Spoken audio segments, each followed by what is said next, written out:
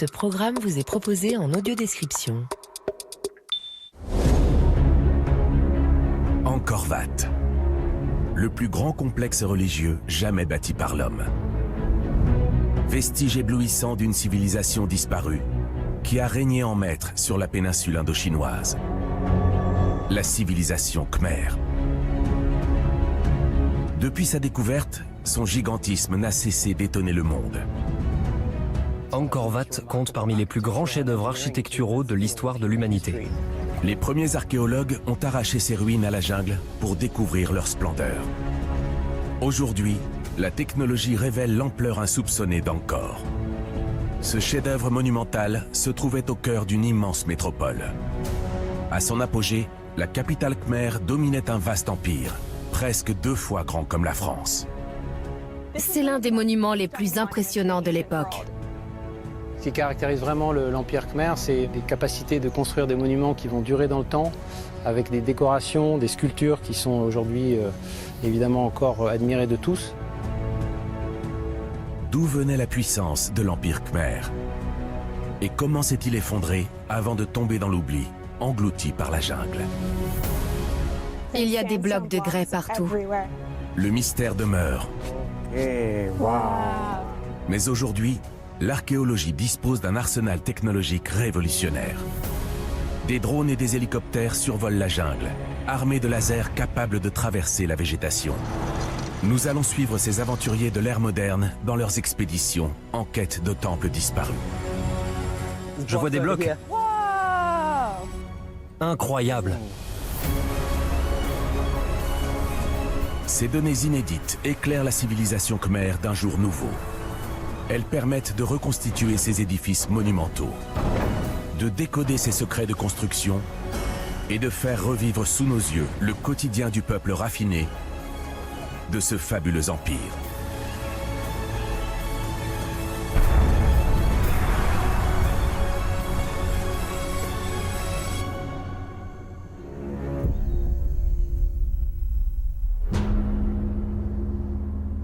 Angkor, au Cambodge.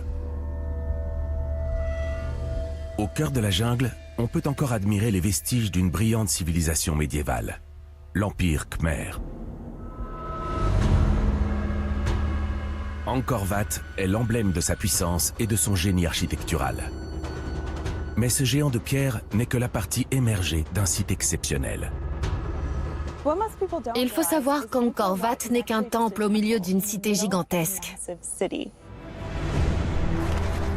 En 1860, le naturaliste français Henri Mouhot se fraye un chemin à travers la jungle cambodgienne.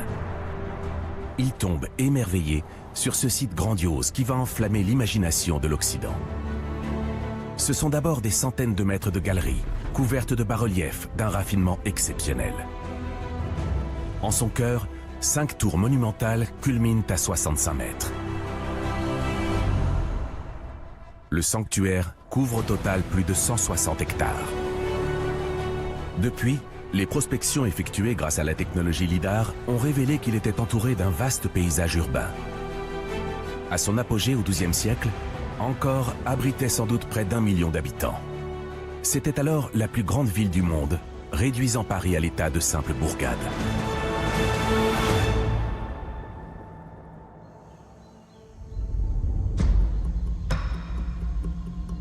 Il y a quelques années, un consortium de chercheurs a révélé l'immensité de la ville. Ces travaux se poursuivent, et on ne cesse de redécouvrir les splendeurs perdues de la civilisation khmer. Damien Evans est chercheur associé à l'école française d'Extrême-Orient, l'EFEO. Sarah Classen est chercheuse à l'université de Leiden, aux Pays-Bas. Tous deux sont spécialistes de l'archéologie numérique. Ensemble, avec un arsenal de drones et d'hélicoptères, ils mènent la plus vaste étude archéologique jamais réalisée au LIDAR. Ce dispositif de télédétection aéroportée traverse le couvert végétal et balaie des centaines de kilomètres carrés de jungle. Le rayon de haute fréquence détecte le moindre relief, vestige de structures anciennes. Le LIDAR a changé la donne. Il permet de voir d'anciennes traces d'activité humaine inscrites dans le paysage. Parfois c'est assez spectaculaire. On voit des vestiges de temples entiers émerger de la forêt. Ce projet montre qu'ils avaient dompté ce paysage. Ils savaient composer avec leur environnement. Les données recueillies au lidar sont d'une précision inédite. Elles permettent d'arracher les ruines à la jungle et au passé, mais aussi de faire revivre la civilisation khmer. À l'université Monash de Melbourne, en Australie, une équipe de graphistes traite ces données pour reconstituer une image virtuelle de l'Empire khmer. Elle recrée des scènes de la vie quotidienne à Angkor.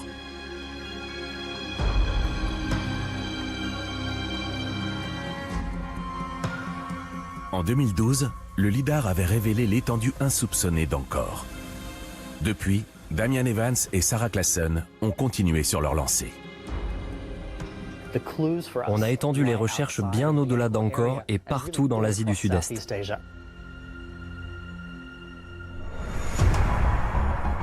Les découvertes faites à Angkor n'étaient qu'un début.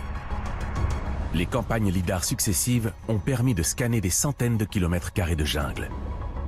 Elles ont révélé l'existence de cités disparues autour des temples de pierre. Mais ce n'est qu'une fraction de l'ancien empire khmer.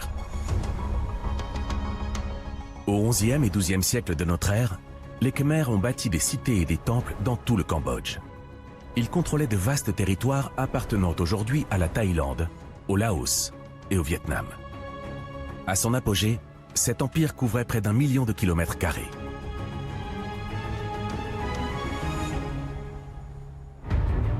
Mais les origines de sa puissance restent mystérieuses. Quelle est l'histoire de sa naissance?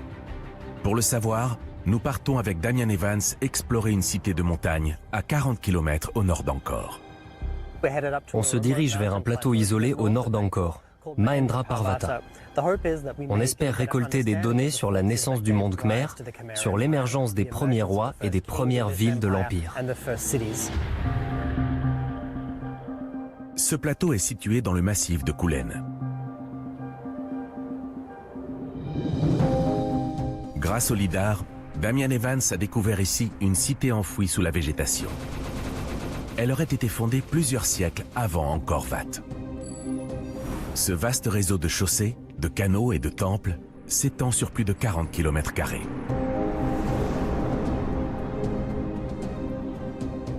Tout semble indiquer qu'il s'agit d'une capitale, la première de l'Empire khmer. Et Damian Evans nous emmène à travers la jungle à la rencontre de son fondateur.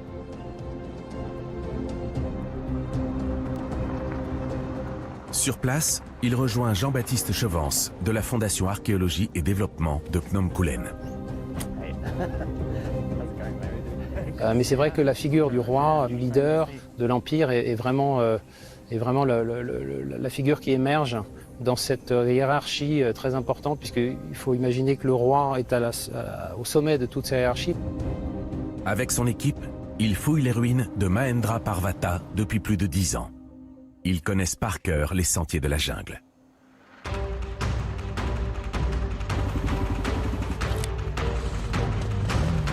Le seul moyen d'y accéder est à moto. Jean-Baptiste Chevance prend la tête du groupe à travers ce terrain accidenté. 20 minutes plus tard, ils arrivent au bout de la piste. Il faut alors se frayer un chemin à pied à travers la jungle. La végétation est plus épaisse à la saison des pluies. Il y a des lianes partout, fais attention. Ils débouchent enfin devant les vestiges d'un temple de briques du IXe siècle. Le Prasat Opahong, l'un des premiers jamais construits par la civilisation khmer. Mais leur véritable objectif se trouve plus loin. C'est une structure bien plus imposante, située au cœur de l'ancienne cité de Mahendra Parvata.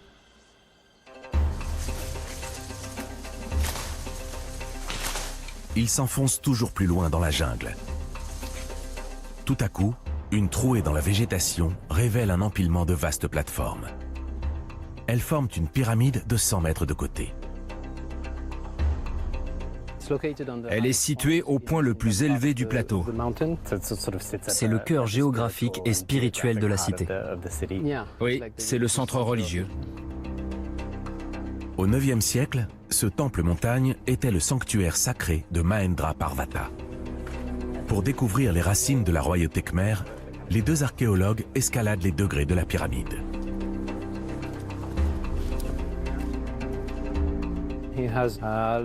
On a une plateforme à 2 niveaux et au sommet, on voit ce piédestal qui est très bien conservé. On peut imaginer que les grandes cérémonies sacrées avaient lieu ici.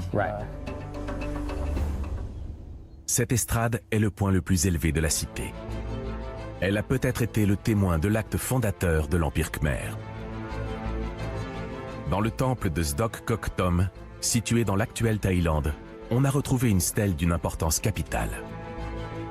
Elle retrace en sanskrit et ancien khmer la chronologie des souverains khmers. On y trouve notamment la description d'une cérémonie qui aurait eu lieu dans la ville de Mahendraparvata, le couronnement du roi des rois. Tout semble indiquer que ce souverain a été couronné ici, ou en tout cas près d'ici. C'est vraiment la genèse de ce qu'on connaît sous le nom d'Angkor et d'Empire Khmer. C'est l'acte fondateur de la puissance angkorienne. Au début du IXe siècle, la région de l'actuel Cambodge est divisée. Une multitude de petits États rivaux s'entre-déchirent. Selon les sources écrites, un prince khmer revenu d'exil vers 770 s'impose peu à peu dans la région. En l'an 802, il fait venir un brahman à Mahendraparvata et lui demande d'accomplir un rituel magique, le Devaraja. La cérémonie fait de lui un Chakravartin, un monarque universel. Sous le nom de Javar Varman II, il unit ensuite le pays des Kambuja et fonde ainsi l'Empire Khmer.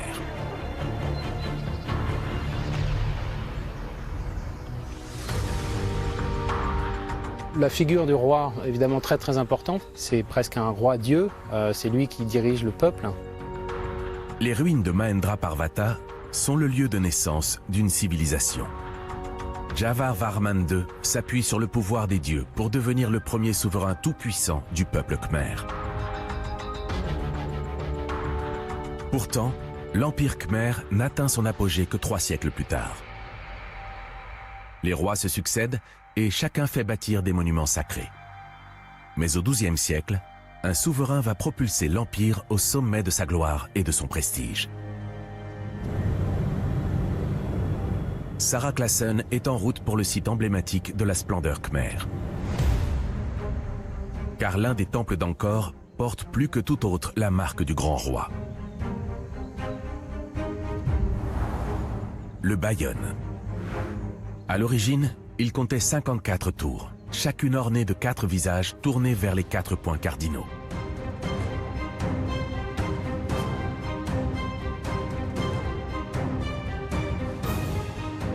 Pour les sculpter, les artisans khmers ont eu recours à une technique spécifique.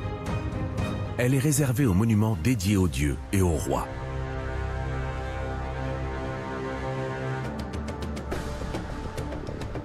Les blocs de grès sont d'abord dégrossis et creusés de trous circulaires. On y fixe de solides piquets de bois qui permettent de bien les positionner. On affine ensuite les blocs par frottement jusqu'à ce qu'ils s'ajustent à la perfection.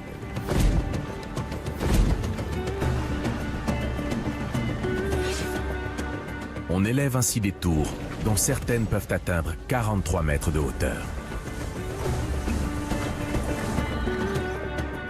Pour finir, on sculpte dans la pierre de gigantesques visages. Selon les sources écrites, ils auraient été recouverts d'or.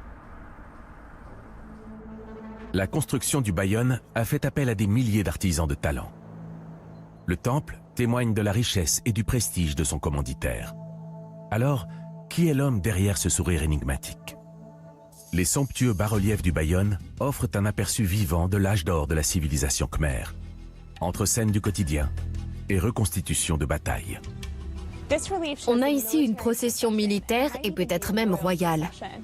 On voit des éléphants de guerre et des cavaliers à cheval. Un personnage souriant mène la procession. Il ressemble étrangement au visage sculpté sur les tours. Il est représenté bien plus grand que les autres personnages de la scène. Il est suivi par ses épouses et ses enfants. Tout indique qu'il s'agit d'un roi. C'est peut-être l'une des rares représentations du plus puissant des souverains khmers, Javar Varman VII. Javar Varman VII regarde son empire dans toutes les directions. C'est le sourire d'un souverain sûr de son autorité, le maître d'un empire prospère. En ce début du XIIe siècle, les Khmers vont bâtir un nombre record de temples et de villes. Sous son règne, l'empire Khmer s'étend encore considérablement, jusqu'à couvrir près d'1 million de kilomètres carrés. Comment a-t-il fait pour maintenir l'unité et la cohésion d'un si vaste royaume? Le paysage luxuriant du Cambodge cache un réseau de routes encore inexploré.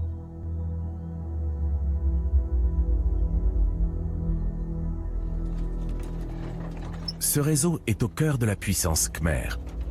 Alors, les archéologues cherchent à en percer les secrets.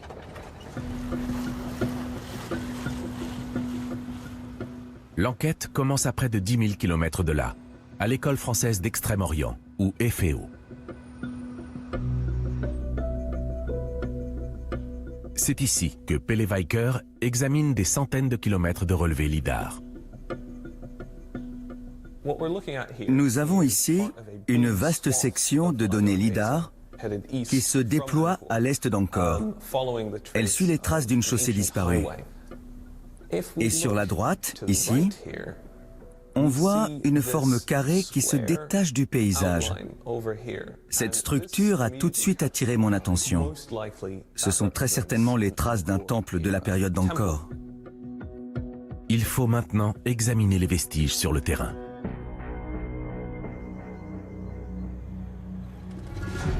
Damian Evans et Sarah Classen partent en expédition vers le temple, à 55 km d'Angkor.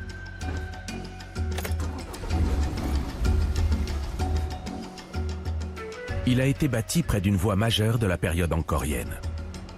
C'est peut-être un témoignage clé pour comprendre l'extension de l'Empire Khmer. Reste à le trouver.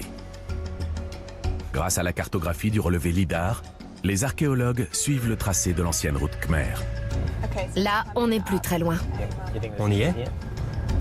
Normalement, c'est là derrière. Sous le champ de manioc? Les vestiges sont cachés quelque part sous un paysage agricole. Mais où?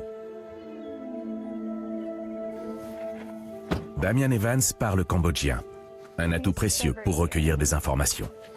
On va interroger la dame pour voir si elle sait quelque chose. Il y a un vieux temple ici? Oui. Comment s'appelle-t-il? Vous ne savez pas? D'accord, merci. Donc ils le connaissent. Les habitants confirment la présence de vestiges dans le secteur.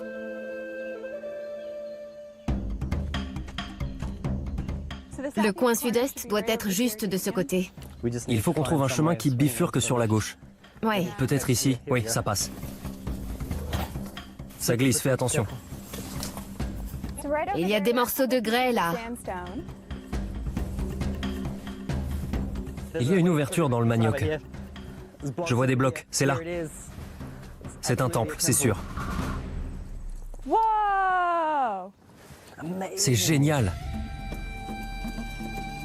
Dans l'épaisse végétation, on distingue une plateforme. Elle paraît de très grande dimension. On a 2 séries de blocs de latérite qui sont sûrement en partie enterrés. C'est formidable de trouver des vestiges intacts comme ça. J'essaie de dégager un peu la végétation. Attention aux serpents. Tu as vu là? Il y a un énorme bloc de grès. C'est peut-être une partie de piédestal. C'est difficile à dire. C'est possible, oui. Le piédestal est la pièce centrale d'un temple. Il indique qu'il devait y avoir une statue au milieu de l'édifice. C'est incroyable de trouver ça ici. Près du piédestal, ils découvrent un puits qui s'enfonce profondément dans le sol. C'est l'œuvre de pilleurs. Ils cherchaient sans doute le dépôt sacré qui est généralement placé sous le piédestal. Ils ont dû briser le piédestal parce qu'on voit des fragments dans le champ. Mais ça veut dire que c'était un site important. Le relevé lidar montre qu'il était très imposant. Il fait plus de 50 mètres de diamètre. C'est énorme. C'est incroyable qu'il n'ait pas encore été documenté. Ce temple était entouré de douves. Dans l'architecture angkorienne, cette ceinture aquatique symbolisait l'océan primordial. Elle était aussi reliée à un réseau hydraulique complexe. Grâce au lidar, les archéologues viennent donc de découvrir un temple jusque-là inconnu. C'est toujours exaltant de découvrir un temple encore jamais documenté. Sa situation, près d'une voie majeure, en fait un maillon du vaste empire Khmer et un jalon de son expansion. Il y a 8 siècles, ce temple était relié à Angkor par la route. Les voies carrossables étaient un facteur d'unité entre des régions très éloignées et souvent très diverses. C'est ce qui en faisait un tout cohérent. C'était l'un des éléments de base de l'Empire. Au XIIe siècle, le réseau de communication relie les cités de l'Empire à sa capitale. Le long de ces artères, des cités plus modestes se développent. Elles bâtissent leurs propres monuments sacrés.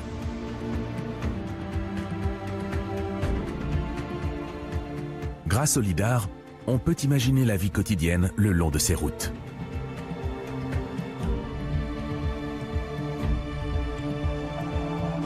Damian Evans transmet toutes les informations récoltées, relevées et photos à l'équipe graphique de l'Université Monash. Sous la houlette de Tom Chandler, elle recrée peu à peu une image virtuelle de la civilisation khmer. Salut Tom, ça va? Salut Damian, t'as des nouvelles données? On vient de recevoir les relevés lidar. Il y a des temples partout le long de la route. On n'imaginait pas qu'il y aurait autant de choses de part et d'autre de cette voie. Il y a encore plein de choses à découvrir. Voilà plus de 10 ans que Tom Chandler et son équipe travaillent à ce grand modèle numérique. Quand de nouvelles structures sont repérées à Paris et confirmées sur le terrain, l'équipe de Monash les intègre dans son modèle virtuel. Et soudain, l'Empire Khmer apparaît sous nos yeux dans toute sa splendeur.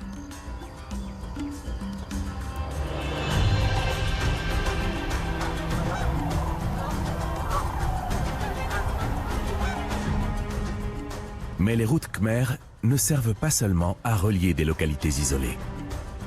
Elles visent aussi à consolider le pouvoir du souverain et à pacifier son vaste empire. Car si Jayavarman VII est un roi guerrier et bâtisseur, il est également soucieux du bien-être de son peuple. Et ces grands axes majeurs vont lui permettre d'instaurer une véritable médecine publique. Il y a près d'un siècle, un archéologue français a traduit des inscriptions attestant l'existence d'hôpitaux. Depuis, on en a identifié des dizaines sur le terrain. Ils sont installés le long des routes principales à intervalles réguliers.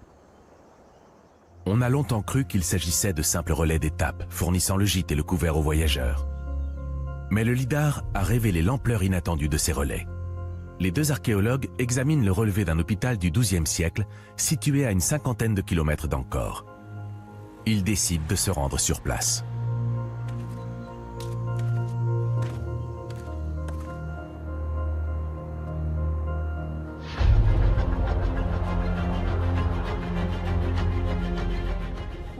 On sait qu'il y a un hôpital à cet endroit. Mais sur les relevés lidar, on voit des structures linéaires qui l'entourent. Donc on va sur le terrain pour voir exactement de quoi il s'agit.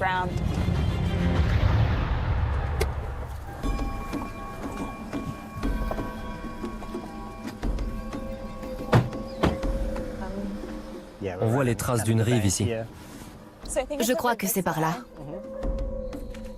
Aux abords du site, ils quittent la route pour s'enfoncer dans la jungle. Ils découvrent alors le temple, complètement envahi par la végétation. Le voilà, il est écroulé. Reste à trouver les fameuses structures linéaires. Les archéologues explorent les environs du temple. Ils tombent rapidement sur des éléments qui correspondent au relevé lidar. Je crois qu'on y est. C'est un peu surélevé et orienté est-ouest. Oui, c'est à peine visible. Sur le terrain, il est difficile de repérer les levées de terre indiquées par le lidar. Mais il pourrait s'agir des vestiges d'un village qui s'étendait tout autour du temple. Le lidar montre que le temple est au cœur d'un site d'occupation bien plus étendu. Il y avait de petits pâtés de maisons qui étaient sans doute en bois et qui permettaient de loger les gens. Ces remblais, à peine visibles, quadrillent le site. Ce sont les traces des fondations d'édifices en bois qui entouraient le temple. Mais le relevé est tronqué. Il manque toute la partie sud-est du site.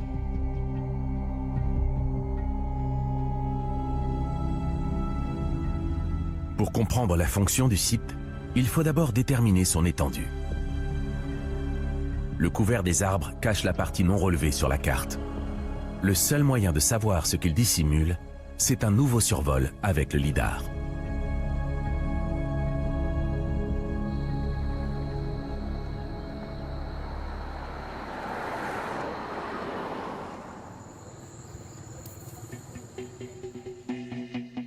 Quelques jours plus tard, les archéologues reviennent avec un drone équipé d'un dispositif lidar.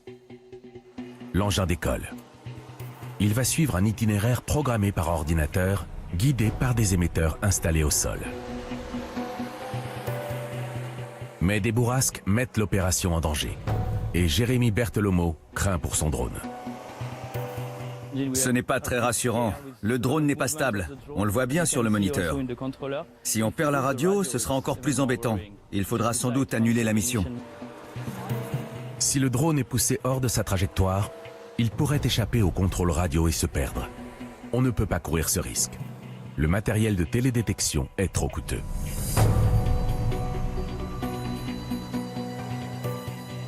Mais le vent finit par tomber. Et le drone peut enfin balayer le secteur manquant.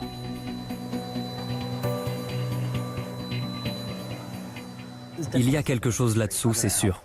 Je ne sais pas s'il s'étend beaucoup au sud, mais dans tous les cas, ce sera intéressant. 2 heures plus tard, la mission du drone est terminée. Toute la zone a été scannée. J'ai hâte de voir le degré de détail des résultats.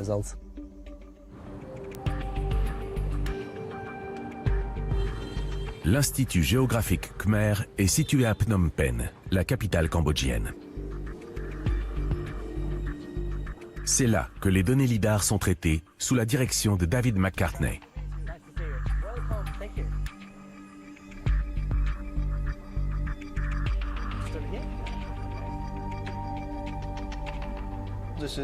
Voici la carte que vous nous aviez fournie. Et voici la nouvelle.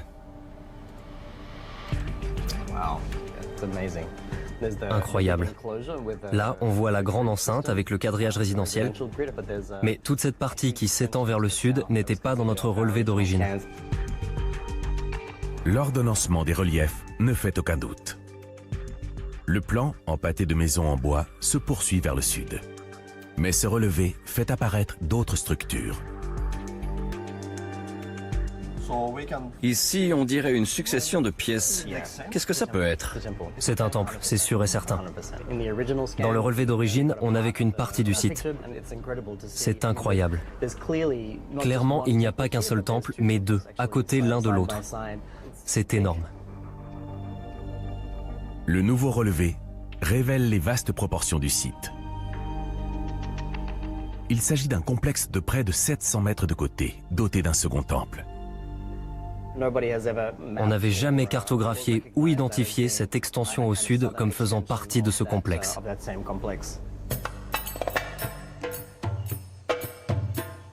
Le site est contemporain de la construction des routes impériales au XIIe siècle.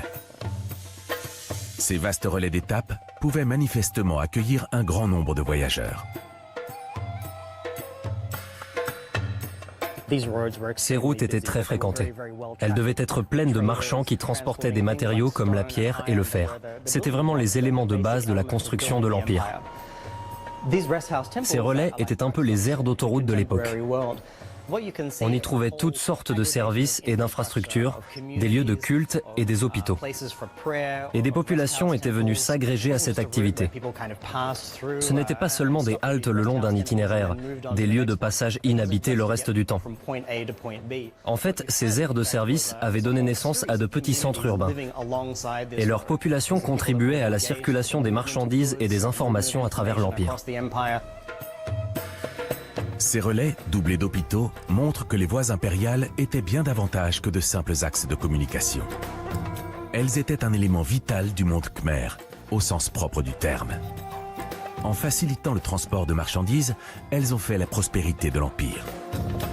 Mais elles ont aussi contribué à la bonne santé de la population. Jayavarman VII a porté l'Empire khmer à son apogée.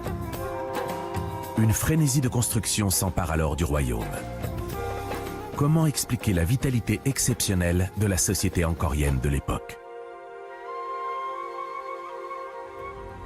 Dans la jungle, non loin d'Angkor, un site archéologique dévoile un pan de la politique de Jayavarman VII, de cette stratégie qui a fait de lui un souverain à la puissance inégalée.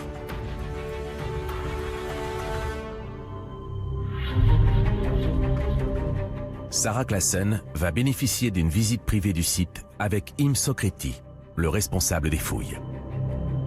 Sur le terrain, il tente de décoder la fonction de ce temple très particulier.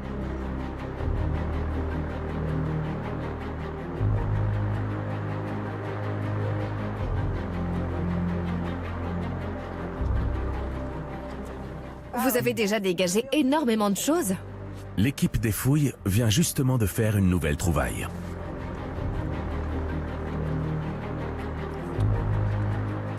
Là, ce vase? Oui, ça ressemble à un contenant. Mais il n'est pas en céramique. C'est du grès. C'est incroyable de le trouver ici sur place. Il est là depuis 800 ans. L'objet paraît avoir été fabriqué par une main experte. Il faut maintenant le dégager délicatement.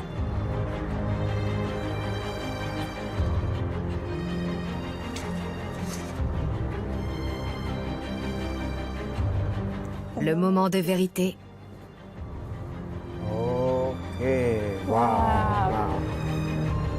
Le voici enfin libéré. Im Sokriti tient avec émotion cet objet vieux de 8 siècles. Mais il est plat. Oui, ce n'est pas vraiment un bol. Sa surface est plate. Il servait sûrement à moudre des remèdes médicinaux. Sa forme plane révèle sa fonction. Il s'agit d'une meule. Les prêtres l'utilisaient pour préparer divers remèdes et traitements destinés aux malades. C'est un indice sur la fonction de ce temple et le type de bâtiment qui l'entourait. En fait, c'était une sorte d'hôpital. Oui, c'est une activité typique des hôpitaux de l'époque.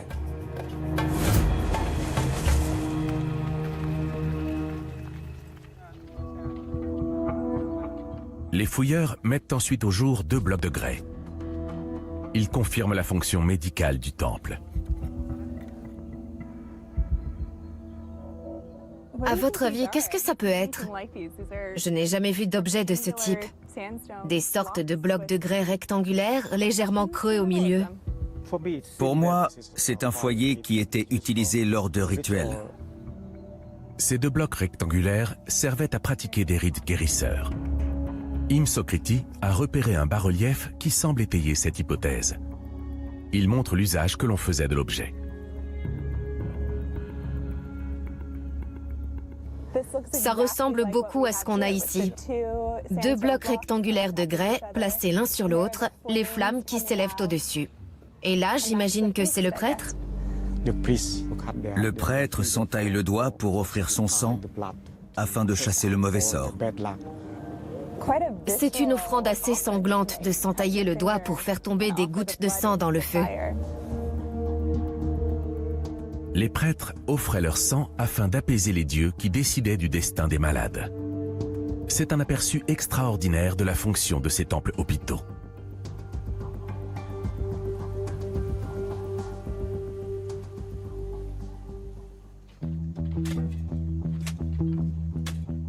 En tout, 102 hôpitaux s'élevaient ainsi le long des grandes voies de communication. Ces Arogichala, littéralement « salles sans maladie », ont permis à Jayavarman VII de maintenir la paix dans un empire en expansion. Avec ce réseau de 102 hôpitaux disséminés à travers le territoire, Jayavarman VII s'est attaché les faveurs de la population. Et en retour, elle lui a permis de bâtir et d'étendre son empire. Les registres des hôpitaux tiennent le compte scrupuleux des membres du personnel, des équipements et des médicaments disponibles. Ce contrôle permanent exercé par les rois khmers est la clé de leur puissance. Il se manifeste jusqu'aux confins de l'Empire. Pour enquêter sur son étendue, Damian Evans et Sarah Claassen se rendent à 320 km d'Angkor, au Laos. Leur objectif, le temple le plus septentrional de l'Empire khmer. Il témoigne d'une politique de contrôle qui s'ancrait dans la pierre et les monuments. On va voir des choses intéressantes en haut de ces collines. Mais avec toute la pluie qui est tombée, on risque d'avoir du mal à monter. Ils parviennent à franchir les champs inondés et arrivent enfin à Wat Phu. Le temple apparaît dans un paysage à couper le souffle, au pied d'un puissant massif. Sur place, ils ont rendez-vous avec un spécialiste brésilien du géoradar, Thiago Hattori. Le puissant radar est monté sur un chariot à roues. Il peut détecter des objets ou anomalies profondément enfouis dans le sol. Ça y est, ça fonctionne. L'objectif est de sonder le terrain entre deux grands bâtiments du temple. On pourrait y trouver des vestiges qui expliquent la construction d'un tel monument dans ce lieu reculé. Le radar envoie des ondes dans le sous-sol. Dès qu'elles rencontrent un objet, elles sont renvoyées vers la surface. Très vite, l'engin détecte un signal. On a une forte réflexion à deux endroits, ici et là. Si je devais faire une hypothèse, je dirais qu'on a ici les fondations d'un édifice antérieur. Comme si le temple qu'on voit ici avait été construit sur une autre structure plus ancienne. C'est super intéressant. Le radar détecte bientôt d'autres signaux. On peut voir une structure de forme carrée sur les données. C'est très intéressant. Il pourrait s'agir d'un temple plus ancien que celui qu'on voit actuellement à la surface. Le géoradar a mis en évidence les traces d'un temple pré-angkorien. Détruire des monuments anciens pour en bâtir de nouveaux est une tactique fréquente des conquérants pour asseoir leur pouvoir. On en trouve la trace tout au long de l'histoire de l'humanité. Il a sans doute été construit autant pour des raisons politiques et économiques que religieuses. Il permettait de symboliser la présence du roi, d'affirmer son autorité dans des régions lointaines et parfois rebelles de l'Empire. Ces monuments sacrés rappelaient à chacun qu'il vivait sous la férule du dieu roi établi à Angkor. Mais à Wat Phu, l'enjeu n'était pas seulement politique. Il était aussi spirituel et identitaire. Car le site est considéré comme le berceau de la civilisation khmer. Les deux archéologues partent en montagne en quête d'une grotte ancienne. Il connaît le chemin, alors c'est parti. Pour y parvenir, il faut traverser des champs inondés et des pentes abruptes couvertes d'une épaisse végétation. Ce n'est vraiment pas la saison idéale pour venir dans ce genre d'endroit. J'espère qu'on a pris assez d'eau. Cette grotte servait d'abri aux premières populations établies ici. On y est. Voilà, c'est la grotte. Tu vois l'inscription juste en dessous, ici? Ah oui. Ces inscriptions sont en sanskrit et dans une version primitive du khmer, antérieure à la culture angkorienne.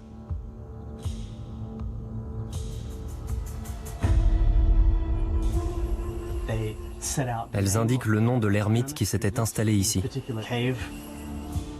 Un dénommé Vatrashiva vivait ici à l'écart des hommes pour consacrer son existence aux dieux. Cette ermite a dû rester ici très longtemps.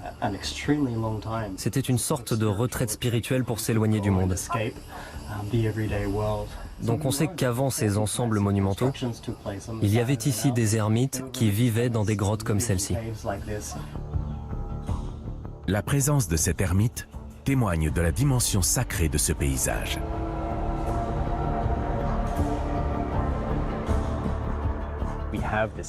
Cette immense montagne qui domine la région a dû être vénérée pendant des millénaires avant la période d'Angkor. On devait considérer qu'il abritait un esprit puissant, le gardien de la région. Mais le Laos et le Cambodge sont riches en reliefs de ce type. Quelle est la particularité de cette montagne? Elle réside dans la forme insolite de son sommet. Depuis l'aube de la civilisation khmer, on vénère un symbole sacré de fertilité. Le lingam. Le lingam naturel qui coiffe la montagne attire les ermites à Wat Phu. Plus tard, on ira jusqu'à le tailler pour en accentuer la symbolique sacrée. Le culte du lingam fait venir de plus en plus de pèlerins. Le sanctuaire, bâti au pied de la montagne, se développe et donne naissance à un centre urbain. Cette histoire montre l'importance de la dimension symbolique et sacrée dans la civilisation khmer. Mais les lingam existent ailleurs qu'à Wat Phu. Nous retournons au Cambodge avec Sarah Classen pour comprendre la signification du lingam.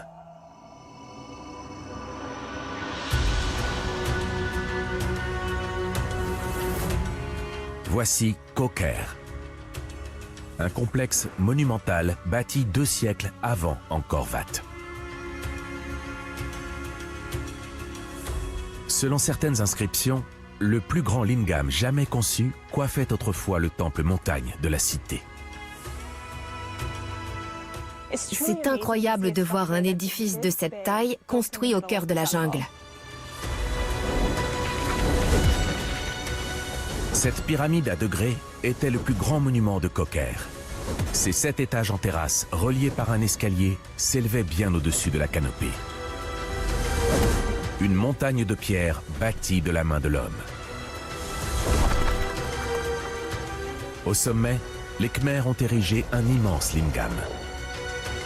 Il aurait été entièrement recouvert d'or. Mais pourquoi exposer ce précieux objet aux intempéries au lieu de le protéger ?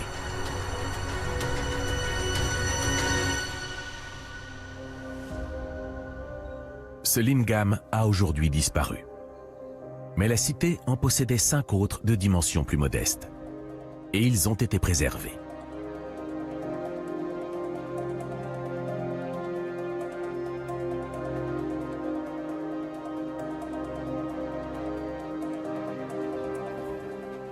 Ce lingam est immense. C'est l'un des plus grands qu'on ait jamais trouvé. Et ce qui est incroyable, c'est qu'il a été taillé dans un seul bloc de grès. C'est vraiment très impressionnant. Les lingams de Ko Ker n'ont pas tous la même forme. Mais ils ont un point commun. Ils semblent avoir tous été exposés aux éléments.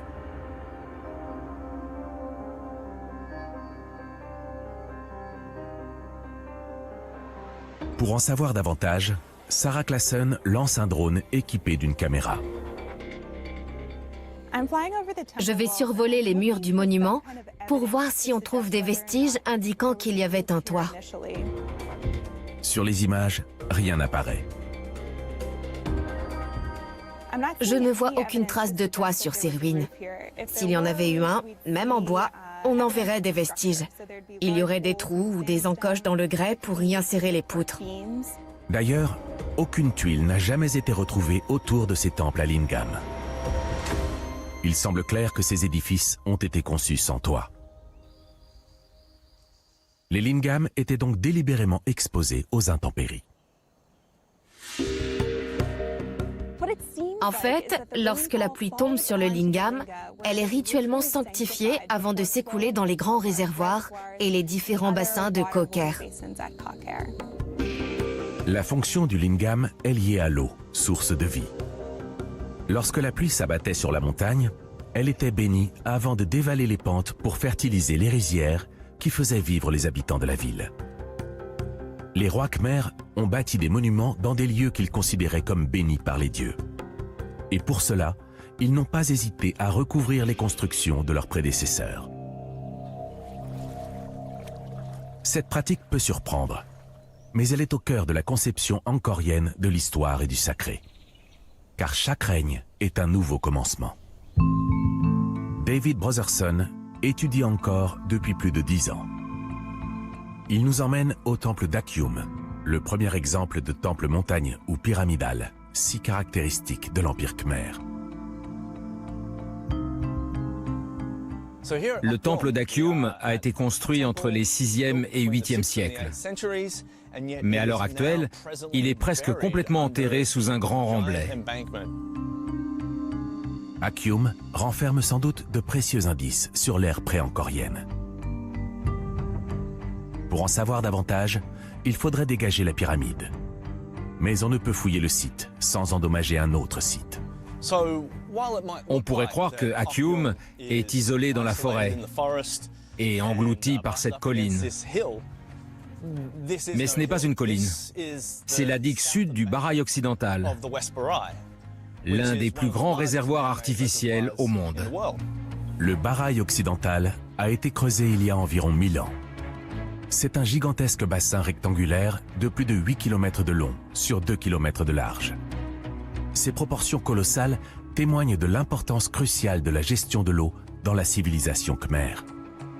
Les baraïs ont une fonction pratique de réservoir, mais ils ont aussi une dimension symbolique. Aujourd'hui, l'eau se retire en partie à la saison sèche. Et ce phénomène a permis de découvrir tout un pan du passé d'Angkor, inconnu jusque-là. Christophe Potier est directeur de recherche à l'École française d'Extrême-Orient. Il étudie les ruines d'Angkor depuis les années 1990. En 2016, il se trouvait sur place pour des fouilles quand la sécheresse a frappé. Le carré rouge que l'on voit sur le plan ici correspond au temple d'Akyum. C'est donc sur la digue sud du Baraï. En 2016, à l'occasion de sécheresses importantes qui donc découvraient le fond du Baraï de manière très, très éphémère, on a conduit une opération de drone pour photographier en fait toute cette zone avant qu'elle ne redisparaisse sous l'eau. Tout le centre ici était à sec et donc montrait en fait des traces de rivières anciennes, d'autres petits temples ici. Et ce qu'on voit aussi donc très bien, c'est ces structures linéaires de canaux, de digues qui recouvrent en fait l'intégralité de cette zone. Des campagnes précédentes avaient permis de révéler des aménagements bien antérieurs à l'Empire Khmer. Mais le survol en drone de 2016 a complété le tableau.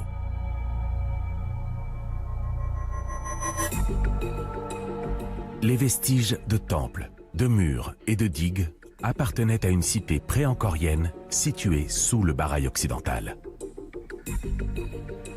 Dès qu'on élargit un peu la focale et qu'on regarde à l'extérieur du Baraï, eh bien on s'aperçoit en fait que cet angle de digue, on retrouve la continuité au nord et à l'ouest, et c'est probablement en fait l'angle d'un premier Baraï, ou du moins d'un premier système de retenue d'eau qui était contemporain de cette ville. On s'aperçoit en fait qu'il y a toute une série d'alignements, d'enceintes qui, elles, par contre, n'avaient pas du tout été perçues. En fait, ce que l'on observe en fait sur cette carte, c'est des traces qui, sur le terrain, n'existent quasiment plus. Tout a été nivelé, détruit, nivelé, etc. Ici, comme à Wat Phu, les maîtres d'Angkor ont détruit une cité bâtie par leurs ancêtres pour édifier leur propre ville et leurs propres monuments. Mais ce n'est pas un manque de respect. C'est au contraire une façon de placer leur règne dans la continuité de dynasties prestigieuses. Donc on a vraiment cette vision assez sélective. On garde des choses très importantes symboliquement, comme ce temple d'Akyum, mais à côté de ça, on détruit intégralement une ville ancienne qui est dorénavant obsolète. En fait, la création de ce gigantesque barail au XIe siècle témoigne finalement assez bien de comment les Khmers à l'époque comprenaient, étaient conscients de leur propre histoire. Donc, le souverain qui arrive au pouvoir va recouvrir d'anciens sites sacrés pour y bâtir ses propres monuments. C'est à la fois pour glorifier son propre règne et pour asseoir sa légitimité et son pouvoir sur le prestige de ses ancêtres et de leur glorieux passé. Auréolés de ce prestige, les rois d'Angkor règnent sur des millions de sujets. À la fin du XIIe siècle, l'Empire Khmer contrôle un territoire de plusieurs centaines de milliers de kilomètres carrés.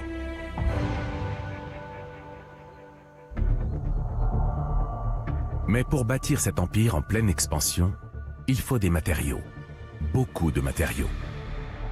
À la fin du Xe siècle, la pierre remplace la brique et l'architecture khmer atteint un degré de complexité inédit. Cette maîtrise s'incarne dans un édifice extraordinaire. Le monumental Angkor Wat. Des blocs manquants ont permis de révéler les secrets de construction des bâtisseurs khmers. Angkor Wat repose sur une assise de latérite, une pierre rouge formée d'une structure en nid d'abeille à la fois légère et résistante.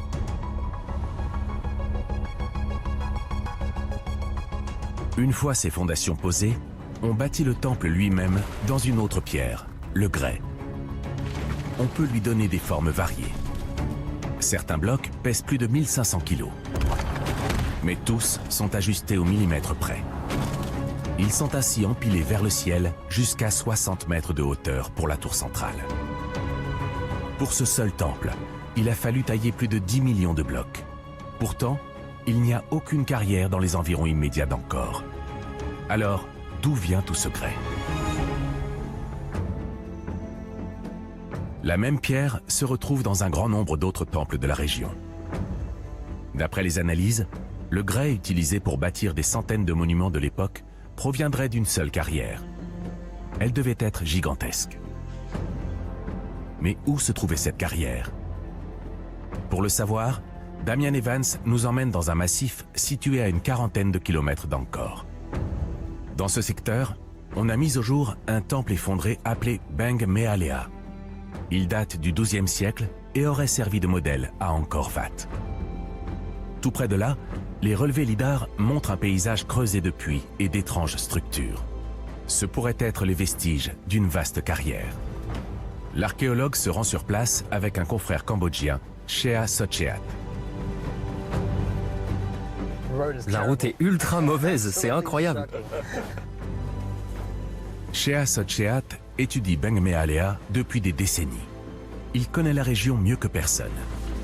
Mais avec les pluies diluviennes de la mousson, le site est très difficile d'accès.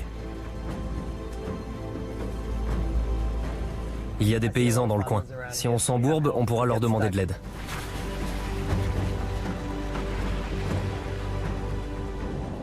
Là, on a une chance sur deux de passer.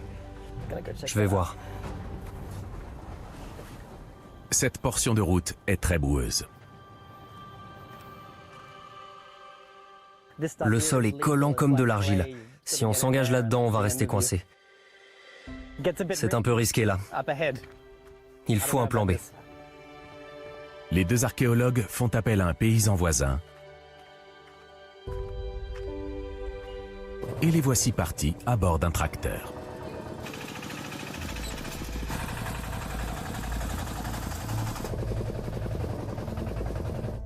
Mais bientôt, ils doivent quitter la route et leur carrosse et poursuivre à pied. À 500 mètres de là, le relief s'accentue. Ils découvrent de curieuses formations rocheuses.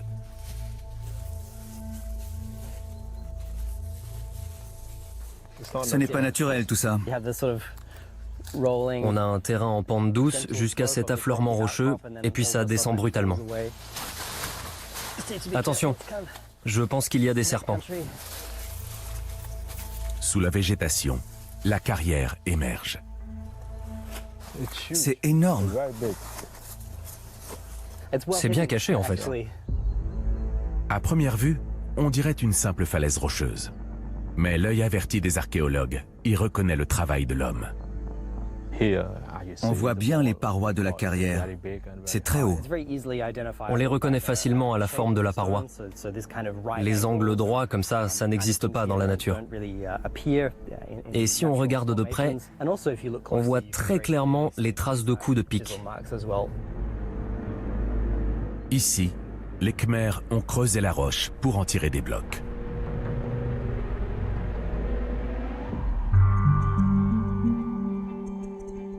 Mais cette carrière n'est pas assez vaste pour bâtir des centaines de temples. Le couvert végétal empêche de voir l'étendue du site. Damian examine le relevé lidar pour voir à travers la végétation.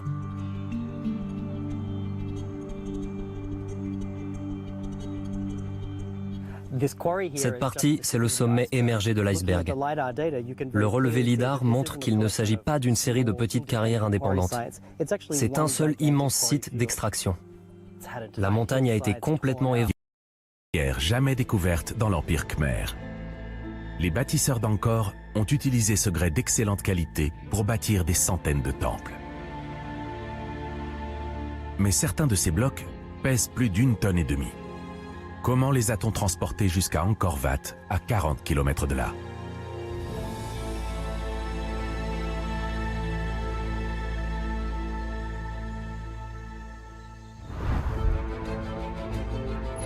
On a d'abord imaginé un transport par voie fluviale, via l'immense lac du Tonle Sap. Mais le parcours est long, et il implique de remonter un fleuve à contre-courant jusqu'à Angkor. On sait maintenant que les Khmers ont creusé un ingénieux réseau de canaux connectés aux cours d'eau naturels. Un travail de titan pour bâtir des monuments exceptionnels.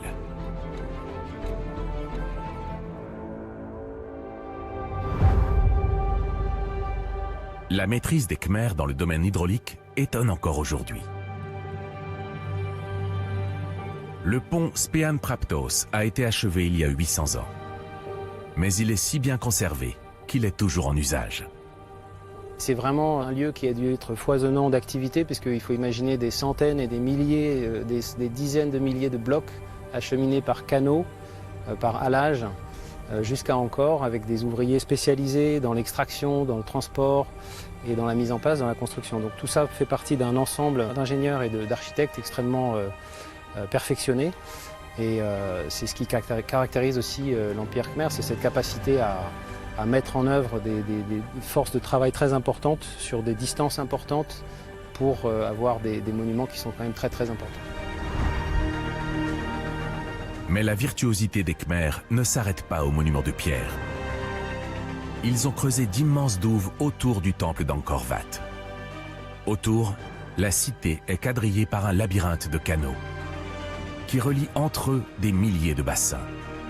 Ces réservoirs stockent l'eau des montagnes et de la mousson et la redistribuent dans tout le complexe urbain. Ce réseau hydraulique peut accumuler des milliards de litres d'eau.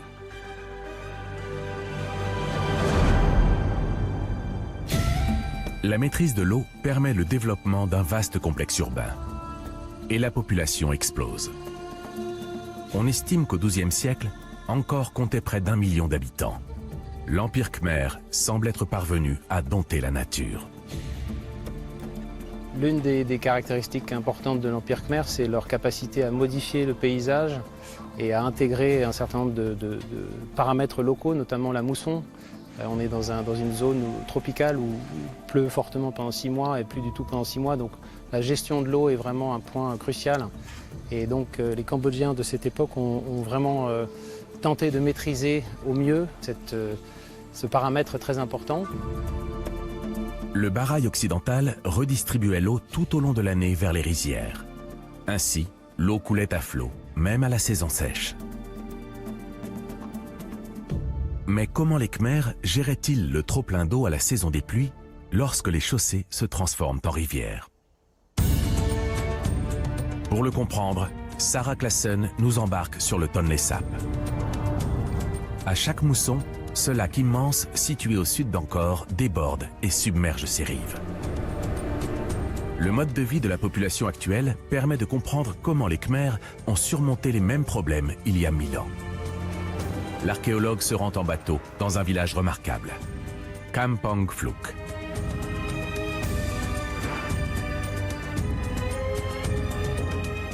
Je suis sur les rives du Tonle Sap, qui est le plus grand lac d'eau douce d'Asie du Sud-Est. Pendant la saison des pluies, l'eau monte tellement qu'il double de taille. Et les populations locales se sont adaptées à cet environnement très particulier. À première vue, le village paraît flotter sur l'eau.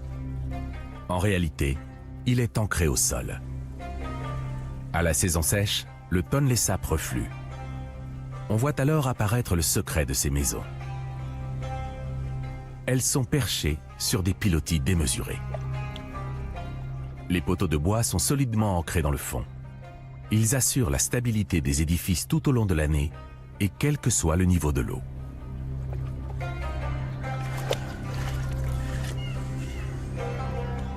Et ça descend encore. C'est incroyable. Ça y est. Environ 6 mètres. Et les maisons sont encore assez loin au-dessus de l'eau. Ça doit être très impressionnant à la saison sèche. Cette hauteur de sécurité permet aux maisons de rester à sec, même en cas de montée extrême des eaux. Ils ont complètement maîtrisé leur environnement. Et l'eau n'est pas considérée comme un élément dangereux dont il faut se protéger.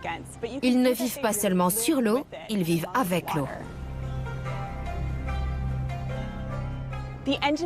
Ces techniques de construction doivent être assez proches de celles de la période angkorienne.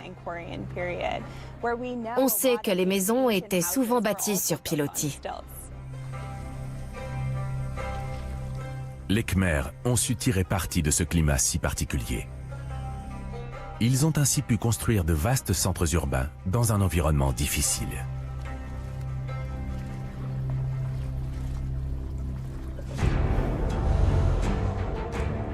Mais la splendeur de l'Empire attise la convoitise. Les États rivaux lorgnent sur ces richesses. Pour conserver leur autorité, les rois doivent mater les rébellions à l'intérieur et se protéger des menaces extérieures. Et la clé de la suprématie militaire repose sur une ressource bien précise, le fer.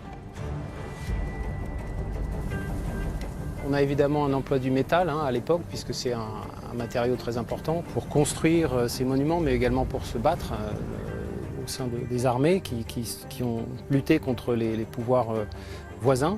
Et donc on a connaissance de ces outils, soit par les bas-reliefs, notamment du Bayonne ou d'Angkor Wat, où on voit des outils représentés, des armes de guerre. Pourtant, on a découvert très peu de forges à Angkor, et très peu de fer en lui-même. Et puis, les archéologues ont remarqué quelque chose d'étrange sur les murs du temple principal.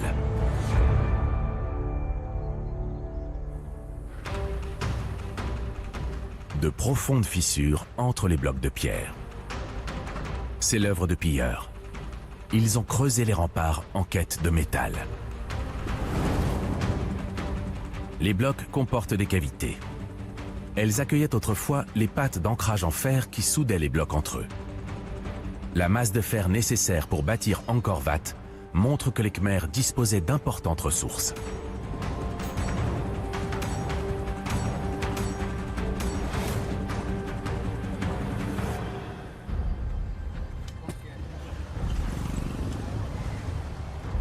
Nos deux archéologues chargent un 4x4 et repartent dans la jungle, à 200 km à l'est d'Angkor. Ils vont examiner un temple historiquement associé au travail du fer.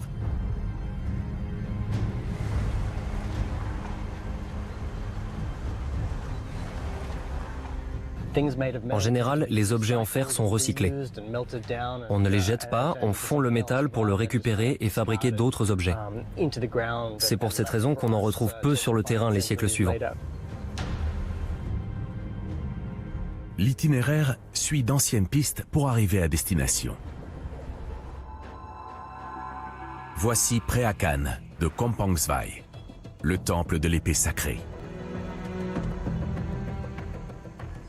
Ici, mieux vaut rester sur les sentiers balisés. Dans les années 1970, les Khmers rouges contrôlaient la région. La région a été semée de mines pendant la guerre civile. Et le site n'est pas encore complètement déminé.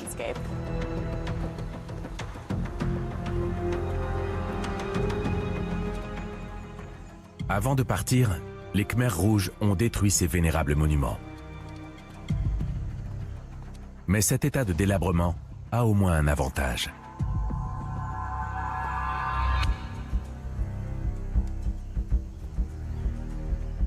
Ce bout de métal qui dépasse de la pierre paraît récent, mais en fait, il fait partie de la structure originelle. La maçonnerie écroulée laisse apparaître les agrafes de métal. Il est très rare de trouver des pattes d'ancrage en fer in situ. Le métal était tellement rare qu'au fil du temps, les gens l'ont volé ou récupéré sur les monuments. Si ces agrafes sont restées en place, c'est qu'ici, le fer était une denrée plus répandue qu'ailleurs. On sait qu'il y a une ressource en fer ici, donc cette agrafe ne venait sans doute pas de très loin. Il est probable que ce fer devait aussi servir à fabriquer des armes. Les deux archéologues examinent le relevé lidar en quête d'indices.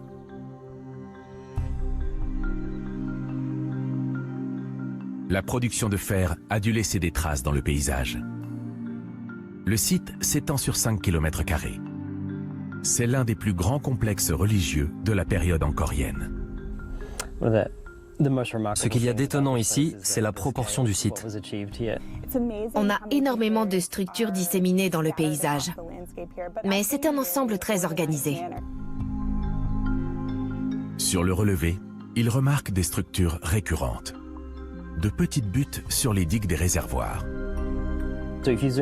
Si on zoome ici, par exemple, sur le bord de ce bassin, on voit de grandes structures rondes insérées dans le mur. Ce sont les vestiges d'une activité industrielle. Des relevés faits sur le terrain en 2018 montrent qu'il pourrait s'agir d'un site sidérurgique. Il est certain que du fer a été produit ici, à l'époque d'Angkor.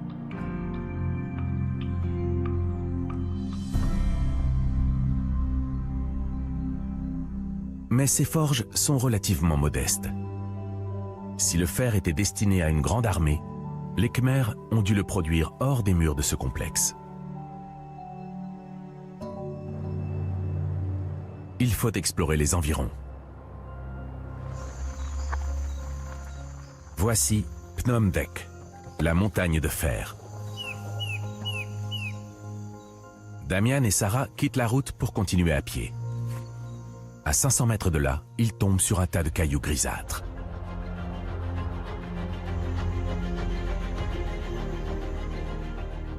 Tu as vu ça?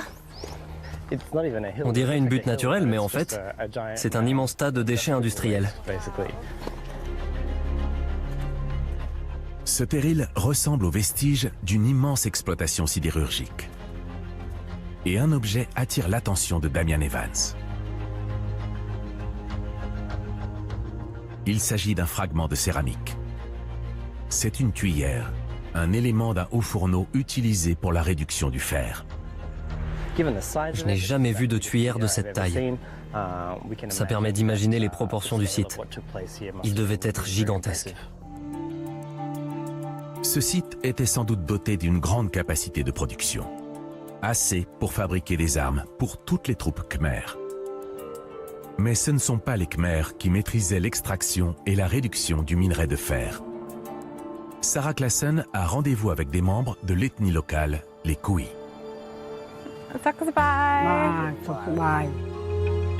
Les Kui peuplaient la région du Cambodge bien avant l'arrivée des Khmers. Les anciens de cette tribu ont conservé la mémoire de gestes immémoriaux. Leurs ancêtres travaillaient le fer pour les souverains Khmers il y a 1000 ans.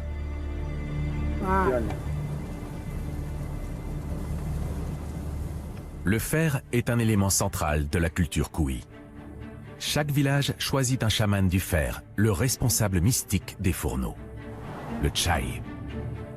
De part et d'autre du foyer, 2 souffleurs attisent les flammes en permanence. La température du fourneau atteint 1000 degrés. Pendant ce temps, le Chai accomplit les rites nécessaires à la bonne marche des opérations.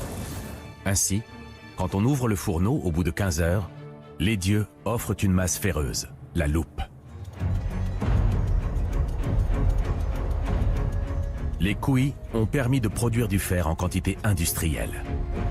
Grâce à leur maîtrise du précieux métal, les soldats khmers étaient équipés d'armes redoutables.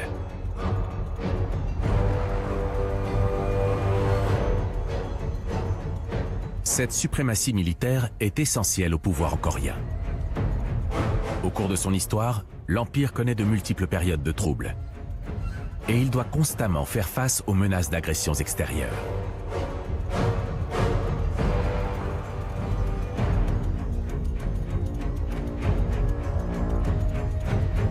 On peut lire la trace de cette menace dans un temple situé aux confins de l'Empire.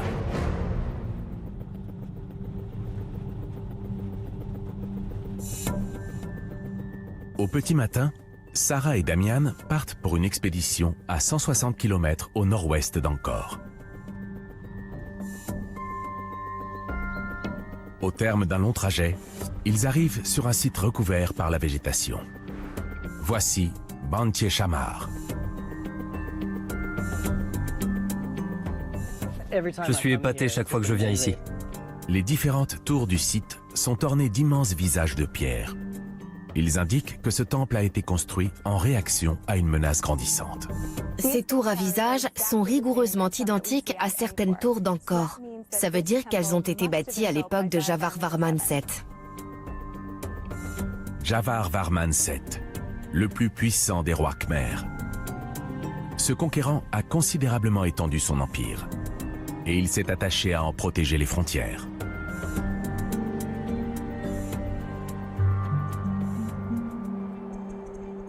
Damian Evans examine les bas-reliefs de la porte principale du temple.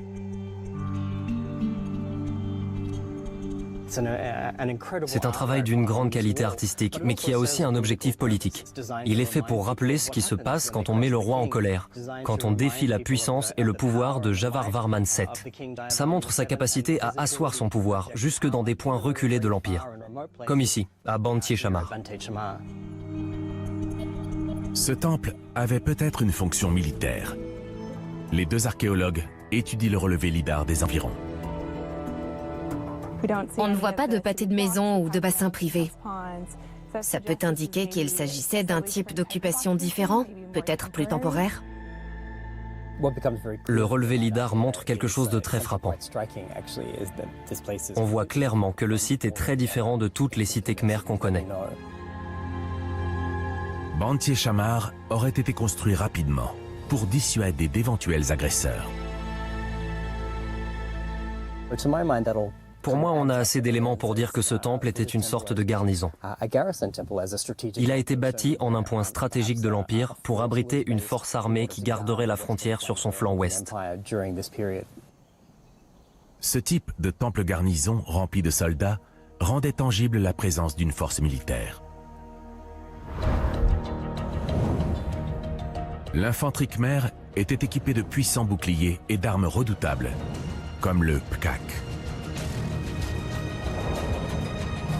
Ils attaquent avec des éléphants de combat qui portent des archers. L'artillerie utilise de grandes arbalètes montées sur roues, capables de décimer l'ennemi. Ils combattent même sur l'eau, avec des navires de guerre.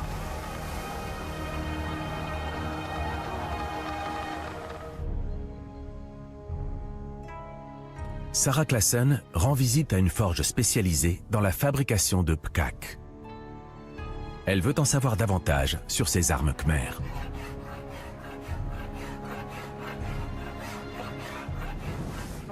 C'est une forge moderne, mais la scène doit se rapprocher de ce qu'on voyait il y a 1000 ans, quand les Khmers fabriquaient leurs armes en fer.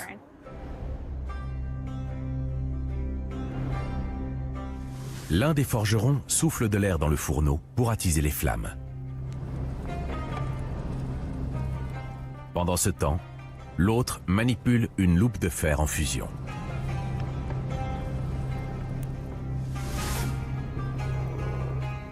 Ils travaillent depuis une demi-heure et ils ont presque fini de former le fer. Une fois la lame formée, ils la plongent dans l'eau pour durcir le métal. Ensuite, il faut encore l'affûter. La voici terminée. Il leur a fallu moins d'une heure pour fabriquer cette lame. Elle est incroyable, très lourde et très tranchante. En cas de menace, les Khmers pouvaient faire appel à des cohortes de forgerons et fabriquer des pkaks pour une armée entière. Avec la capacité de ses gisements et de sa production de fer, l'Empire Khmer devait être un ennemi assez effrayant. Cette réactivité permettait aux Khmers de contrer rapidement une attaque surprise. Pendant 5 siècles, l'Empire Khmer est resté une puissance militaire sans rivale dans la péninsule indochinoise. Mais les données archéologiques montrent qu'au XVe siècle, tout a changé. Et cette grande civilisation s'est effondrée. Qu'est-ce qui a causé la chute de l'Empire Khmer ?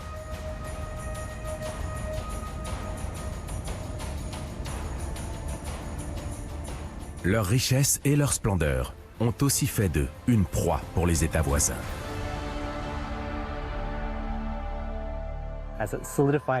Ils ont réussi à solidifier leur mainmise sur un vaste territoire et des populations très variées, ce qui a créé de nouvelles menaces extérieures.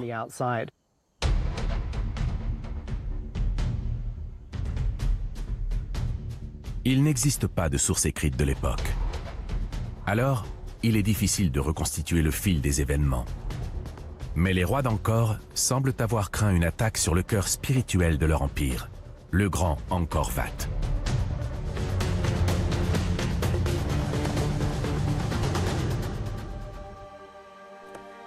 David Brotherson a découvert de curieux trous dans le mur d'enceinte du temple.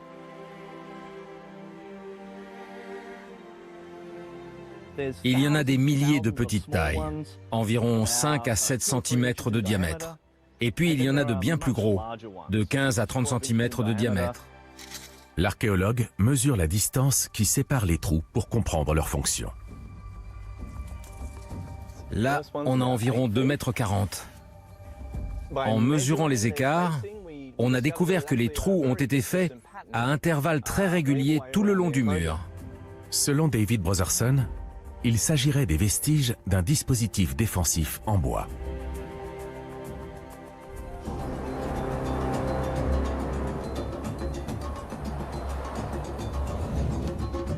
Ils ont d'abord creusé des alignements de trous au sommet des murs.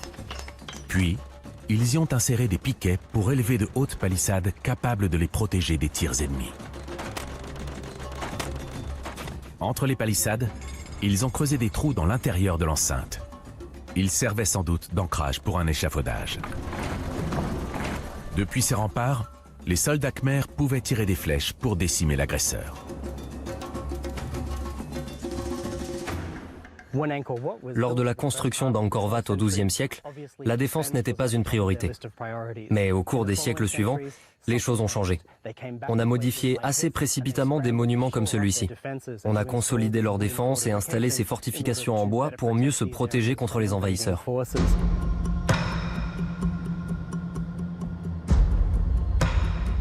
Ces modifications montrent qu'Angkor se préparait à une invasion majeure. Au XVe siècle, le royaume voisin d'Ayutthaya représente une menace grandissante. Et en 1431, il lance effectivement une attaque sur la capitale khmer. Grâce à ces fortifications, Angkor Wat échappe à la destruction. Mais la cité qui l'entoure est en partie démolie. L'Empire khmer est à genoux. Il ne retrouvera plus jamais son unité et sa grandeur passée. Mais cette attaque n'est pas le coup final porté à un empire en déclin.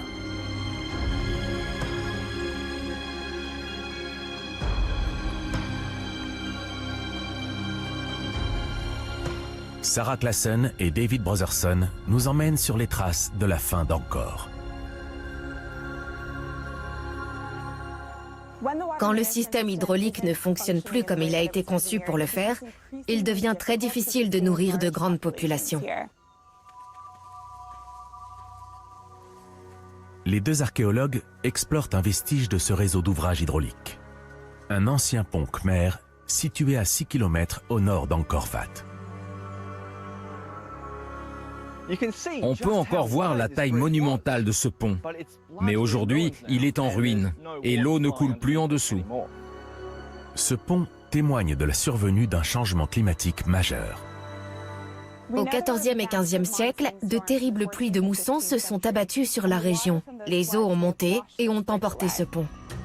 Ces épisodes climatiques ont endommagé le réseau hydraulique qui alimentait Angkor.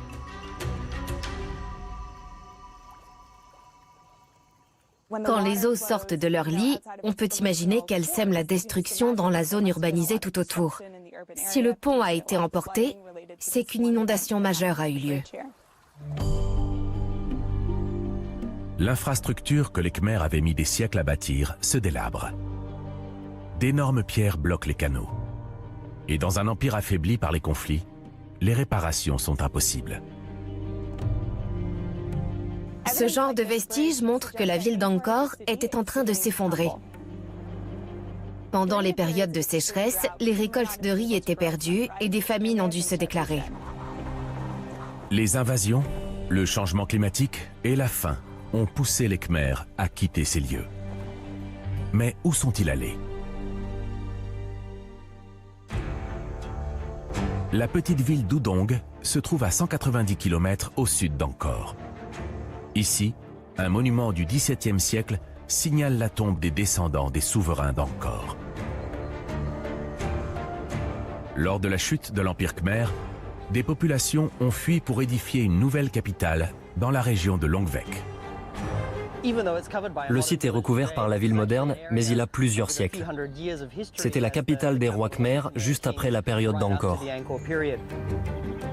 Damian Evans lance un drone pour chercher les traces de l'ancienne cité Khmer dans le paysage moderne. Depuis le ciel, on peut apercevoir les derniers monuments bâtis par les rois Khmer. On voit très clairement des lignes bien droites dans le paysage. Ce sont les anciens murs d'enceinte de la ville.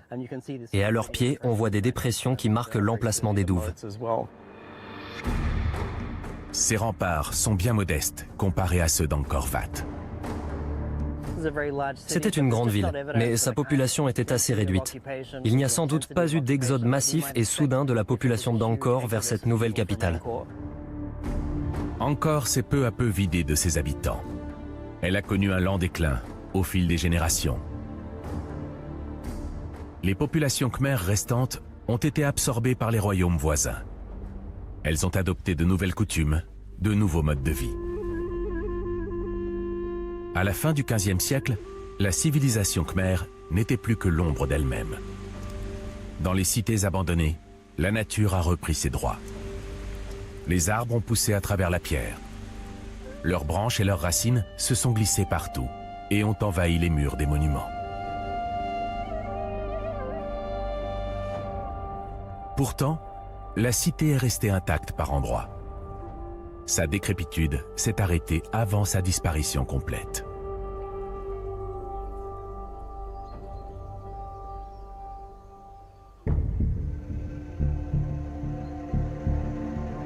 Aujourd'hui, elle semble comme figée dans sa gangue de végétation. À Angkor Wat, on peut voir une puissante arche de grès enserrée dans les racines d'un arbre immense.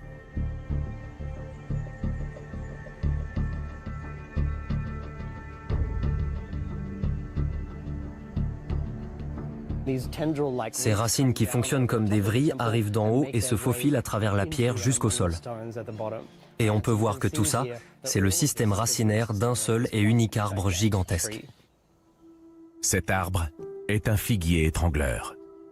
Il germe en hauteur et ses racines plongent immédiatement vers le sol. Dans la forêt, il enserre d'autres arbres jusqu'à les étouffer. À Angkor, ses racines se sont enchevêtrées dans la pierre.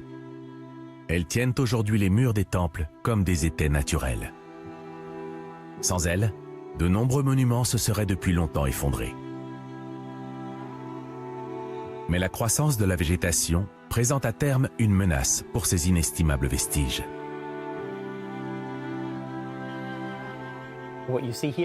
Ici, on a une sorte de paradoxe.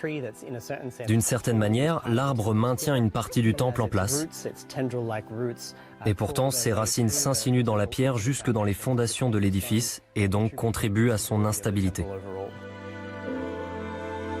Cet enchevêtrement de pierres et de racines participe à l'atmosphère si particulière de la cité d'Angkor. Cette présence envoûtante du passé qui a subjugué tant de visiteurs depuis sa redécouverte.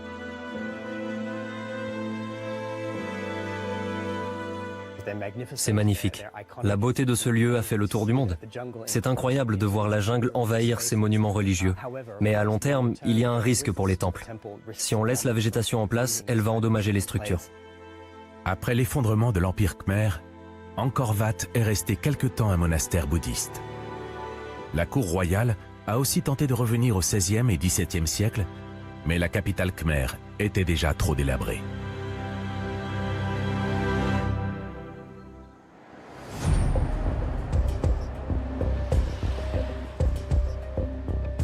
Et puis, au début du XIXe siècle, de nouveaux visiteurs se sont fixés pour mission de sauver les temples de la destruction complète. Dans les archives de l'EFEO, on a conservé les carnets de notes des premiers responsables français d'Angkor.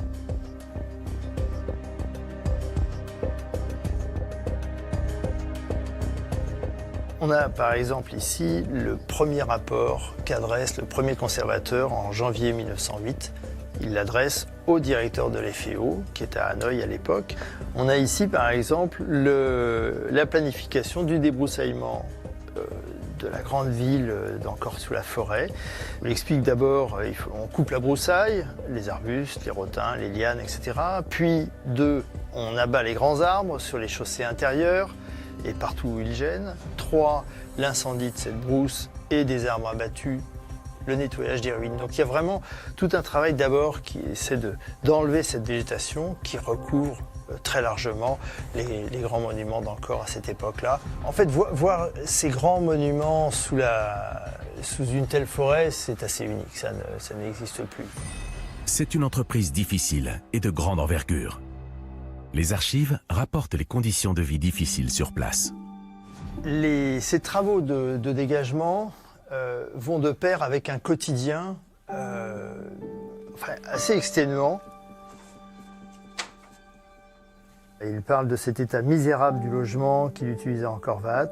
Il explique quand même qu'il est dans une case bourrée de termites, qui n'est pas fermée, le plancher n'a droit à ce titre que si on aimait de la complaisance. Le voyage est pénible. Il faut 5 heures de charrette à bœuf par un chemin déplorable.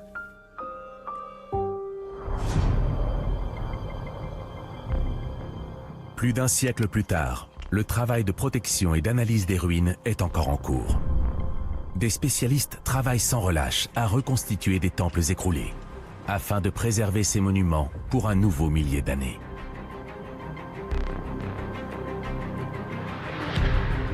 Mais ce n'est pas la fin de l'histoire. Ce n'est que le début. Les archéologues ont arraché l'Empire Khmer à l'oubli. Depuis, notre connaissance de cette civilisation ne cesse de s'enrichir.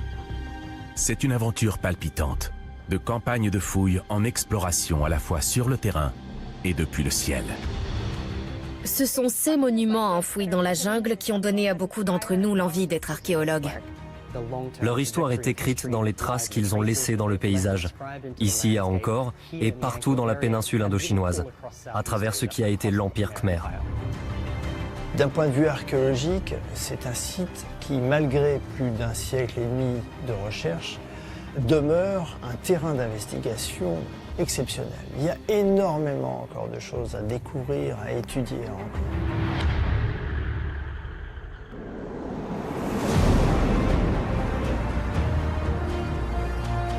La civilisation khmer a bâti l'un des plus grands empires du Moyen-Âge.